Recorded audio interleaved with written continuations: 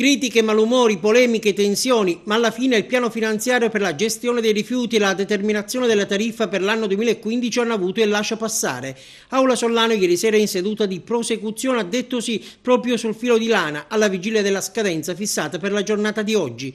E l'impossibilità per il Consiglio, vista anche la ristrettezza dei tempi, ad intervenire e a potere come invocato modificare lo stato delle cose, ha portato Nello Amel a dire siamo costretti a votare a sacco d'ossa. C'è un dato che abbiamo valutato, cioè che i costi sono dei costi cristallizzati che non possono essere modificati in questa fase, ma abbiamo chiesto in maniera precisa che da oggi in poi sulla spazzatura, sui rifiuti urbani ci sia una politica nuova. Significa rimettere in discussione tutto il sistema guardando prima di tutto agli utenti e poi alle aziende che svolgono il servizio o altri aspetti. Il piano finanziario approvato prevede timide agevolazioni ma anche lievi penalizzazioni. A beneficiarne nella misura media del 2,78% saranno le attività produttive, mentre per le utenze domestiche colpite solo le famiglie numerose, quelle da 4 a 6 componenti, le quali subiranno una maggiorazione che va dall'1,07% al 5,60%.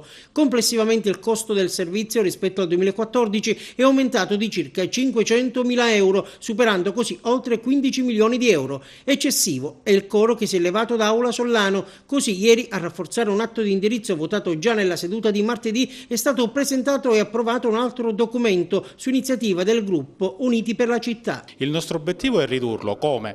Attraverso l'abbattimento di una serie di voci che noi riteniamo superflue. Riteniamo superflue in questo momento delle isole ecologiche i cui costi sono per 10 volte i ricavi che il Comune va a determinare.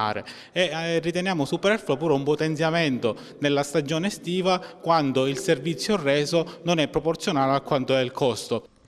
Ma se l'atto di indirizzo ha incassato l'ok anche da una parte dell'opposizione, il piano finanziario è stato invece approvato solo dalla maggioranza che sostiene l'amministrazione Firetto, alla quale non ha risparmiato critiche William Giacalone del PDR. Questa amministrazione sta continuando a sbagliare, continua a sbagliare con la città perché questo piano tariffario non porta nulla di nuovo e non porta alcun risparmio per i cittadini.